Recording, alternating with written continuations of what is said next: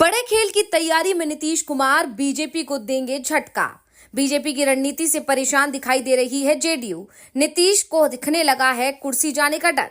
पलटी मारने के लिए मौके की तलाश में नीतीश कुमार मुश्किल में दिखाई दे रहे हैं। वो मौके की तलाश कर रहे हैं कि कब मौका मिले और वो एक बार फिर पलटी मार जाएं।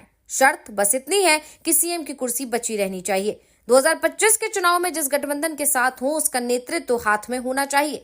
बीजेपी का साथ छोड़ने की तैयारी तो कर ली है, लेकिन आरजेडी नीतीश को अब सीएम पद देने को तैयार नहीं दिख रही है और बात यहीं पर अटक रही है। दूसरा, नीतीश पर अब कांग्रेस भी भरोसा करने को तैयार नहीं दिख रही है।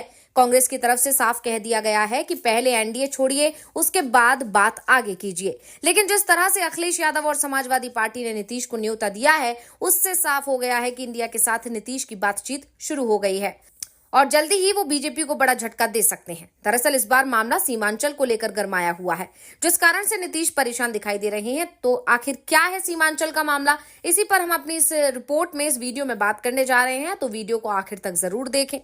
बता दें कि बिहार, पश्चिम बंगाल और बांग्लादेश बॉर्डर से लगे एरिया को सीमांचल एरिया कहा जाता है। सबसे पहले तो ये जानना जरूरी है कि आखिर सीमांचल एरिया होता क्या है, जिसको लेकर बवाल मचा हुआ है और नीतीश बेहद परेशान नजर आ रहे हैं। तो आपको बता दें कि बिहार, पश्चिम बंगाल और बांग्लादेश बॉर्डर से लगे एरिया को सीमांचल एरिया कहा जाता है। बिहार के सीमांचल में मुस्लिम आबादी सबसे ज्यादा है और तेजी से यहां मुस्लिम आबादी लगातार बढ़ती जा रही है। इसे लेकर बीजेपी विधायक हरिभूषण ठाकुर बचौल ने केंद्र सरकार से मांग की कि बिहार के मुस्लिम बहुल सीमांचल इलाकों में, जिसमें किशनगंज, अररिया, पूर्णिया और कटिहार जिले आते हैं, उन्हें केंद्र शासित प्रदेश बनाया जाए। बचौल ने कहा कि सीमांचल में हिंदू अल्पसंख्यक हो गए, बांग्लादेशी घुसपैठियों ने इस पर कब्जा कर लिया। ये अंतर्राष्ट्रीय सीमा से सटे इलाके हैं, सावधान रहना जरूरी है। ये भी कहा गया कि सीमांचल, दरभंगा, मधुबनी समेत कई जिलों में हिंदू बहन बेटियों की सुरक्षा को खतरा है। धर्म के नाम पर देश का बंटवारा हुआ, भारत एक हिंदू राष्ट्र बन गया, पाकिस्तान एक मुस्लिम राष्ट्र बन गया। इसलिए सीमांचल को केंद्र शासित प्रदेश बनाया जाना चाहिए।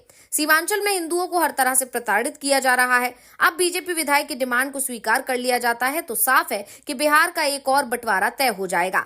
24 साल पहले बिहार से काटकर झारखंड बनाया गया था। झारखंड को लेकर तो जबरदस्त आंदोलन भी हुआ था, लेकिन झारखंड को केंद्र शासित प्रदेश नहीं बनाया गया था, बल्कि उसे राज्य का दर्जा मिला था। लेकिन बलोच झारखंड को राज्य का दर्जा नहीं बल्कि केंद्र शासित प्रदेश बनाने की मांग कर रहे हैं। ऐसे में बीजेपी नेता के बयान पर एनडीए में ही घमासान मचा हुआ है।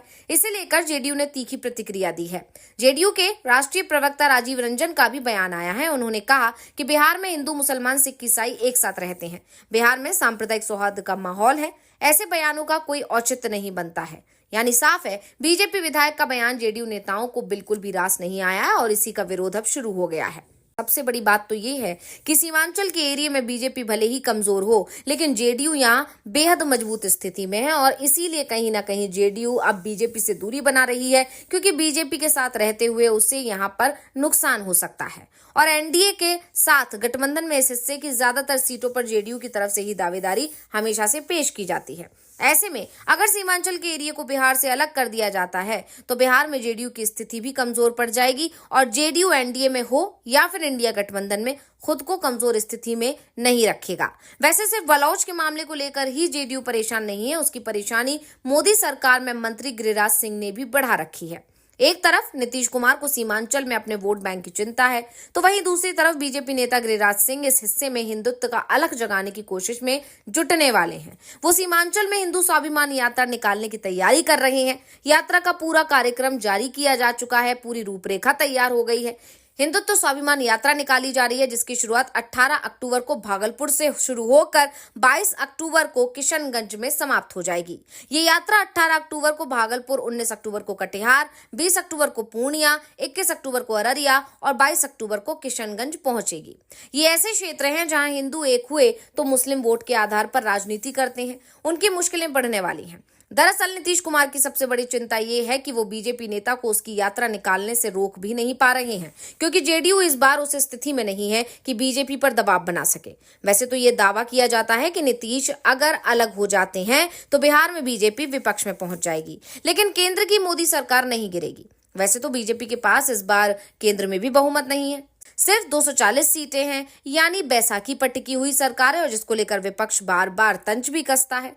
क्योंकि बहुमत का आंकड़ा 272 है, लेकिन दूसरे सहयोगी दलों की मदद से ये आंकड़ा बीजेपी ने पार कर लिया है और सरकार बना दी है। यानी कि इस बार देश में एनडीए की सरकार है, मोदी सरकार नहीं है, क्योंकि समर्थन के बाद एनडीए के पास 294 सांसद बनते हैं, यानी 294 सीटें अब एनडीए के पास हैं, जिसमें नीतीश कुमार की पार्टी के पास कुल 12 सांसद हैं। अब अगर जेडीयू एनडीए से अलग भी हो जाती है तो एनडीए के पास 282 सदस्यों का समर्थन बचेगा, जो बहुमत से 10 सीट ज्यादा होता है। ऐसे में जब तक टीडीपी जैसी दूसरी पार्टी एनडीए में अलग नहीं होती है, तब तक बीजेपी को केंद्र में बहुमत की कोई चिंता नहीं है। दूसरा, नीतीश कुमार एनडीए तभी छोड़ेंगे जब उन्हें लगेगा कि वो जहां जा रहे हैं वहां उनकी कुर्सी सुरक्षित रहेगी, यानी कुर्सी की सुरक्षा की गारंटी सबसे ज्यादा महत्वपूर्ण है। लेकिन जिस तरह से गिरिराज सिंह हिंदुत्व स्वाभिमान यात्रा निकाल रहे हैं, उससे नीतीश कुमार के सामने मुश्किलें जरूर खड़ी हो गई हैं।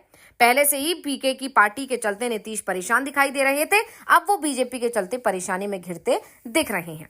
दरअसल बीजेपी को भी अब इस बात का एहसास हो गया है कि नीतीश कुमार को अब महागठबंधन अपने साथ नहीं लेगा, इसलिए बीजेपी भी अब नीतीश कुमार के दबाव में नहीं दिख रही है। लेकिन बीजेपी को डर भी लगा हुआ है कि अगर नीतीश तेजस्वी को सीएम पद सौंपने को तैयार हो जाते हैं तो ऐसी स्थिति में महागठबंधन के दरवाजे उनके लिए खुल जाएंगे और नीतीश महागठबंधन में शामिल होते हैं तो फिर बीजेपी के लिए महागठबंधन का सामना करना बेहद मुश्किल हो जाएगा। 2015 के बिहार विधानसभा चुनाव में बीजेपी नीतीश और लालू की जोड़ी से भिड़कर देख चुकी है, जिसमें उसे करारी हार का सामना करना पड़ा था और इसी के चलते लोकसभा चुनाव से पहले नीतीश कुमार को एनडीए में शामिल कराया गया था। बीजेपी नेताओं ने भी ये दावा किया था कि अगर नीतीश कुमार लोकसभा चुनाव के समय एनडीए में शामिल नहीं होते तो बिहार में एनडीए के लिए खाता खोलना भी मुश्किल हो जाता, और अगर ऐसा होता तो फिर केंद्र की सत्ता के सभी समीकरण ही पलट जाते हैं और बीजेपी की जगह इंडिया गठबंधन की सरकार बन जाती। यानी बीजेपी इस वक्त पूरे जोड़ तोड़ में लग गई है कि कैसे अपने सहयोगियों पर दबाव बना सके, और इसकी शुरुआत उसने हरियाणा चुनाव के नतीजों के बाद से ही कर दी, क्योंकि हरियाणा विधानसभा चुनाव में जिस तरह से बीजेपी का प्रदर्शन रहा है, जिस तरह के नतीजे आए हैं, उसने एक बार फिर बीजेपी को उत्साहित कर दिया है, वहीं सहयोगी दलों को डरा दिया है। जो सहयोगी दल अभी तक बीजेपी को कमजोर जानकर उस पर हावी होने की कोशिश कर रहे थे, वही सहयोगी दल अब एक बार फिर टेंशन में नजर आ रहे हैं, और ये टेंशन बीजेपी की तरफ से दिया भी जा रहा है। खासकर जिस तरह से नीतीश कुमार को लेकर एक के बाद एक ऐसी चीजें हो रही हैं, चाहे वो सम्राट चौधरी का इशारों में ये बयान रहा हो कि अब उन्हें सीएम पद चाहिए, चाहे चिराग पासवान का भारत रत्न की मांग रहा हो, और या फिर जीतन राम मांझी की तरफ से नीतीश कुमार पर भ्रष्टाचार और घोटाले का आरोप लगाना हो। यानी घुमा फिराकर बीजेपी के निशाने पर नीतीश कुमार है लगातार, और ये सारी कोशिशें इसीलिए की जा रही है क्योंकि पिछले दिनों नीतीश कुमार लगातार दबाव बनाने की कोशिश कर रहे थे बीजेपी पर। यहां तक कि दावा ये भी किया जा रहा था, राजनीति के जानकार कह रहे थे कि बिहार विधानसभा चुनाव को लेकर नीतीश ने कह दिया है कि उसे लगभग आधी सीट्स चाहिए और बाकी बची हुई सीट्स पर बीजेपी खुद का भी देखे और अपने सहयोगी दलों को भी बांटे। यानी नीतीश कुमार लगातार कीमत वसूल रहे थे समर्थन देने की केंद्र में, लेकिन अब एक बार फिर बीजेपी अपने ही कंट्रोल में नीतीश कुमार को लाने की कोशिश कर रही है, और अगर नीतीश बीजेपी के दबाव में काम नहीं करेंगे तो फिर नीतीश के चले जाने से बीजेपी को खासा नुकसान भी नहीं होगा, और ये बात बीजेपी भी जानती है और नीतीश कुमार भी जानते हैं। इस सब में देखना होगा कि किसकी चल पाती है, बीजेपी की या नीतीश कुमार की। तो ये जानकारी आपको कैसी लगी, हमें कमेंट करके अपनी राय जरूर दीजिएगा। इसी के साथ इस वीडियो को लाइक करें, इस वीडियो को शेयर करें, और हाँ, चैनल को सब्सक्राइब करना ना भूलें। धन्यवाद।